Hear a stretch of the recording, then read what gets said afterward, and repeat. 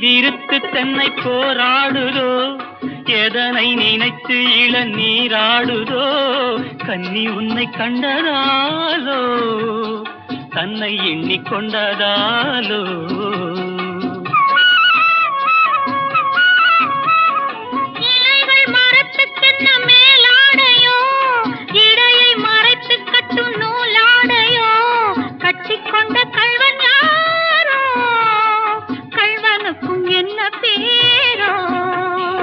இயற்கை என்னும்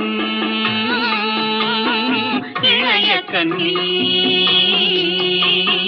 ஏங்குகிறாள் துணையை எண்ணி.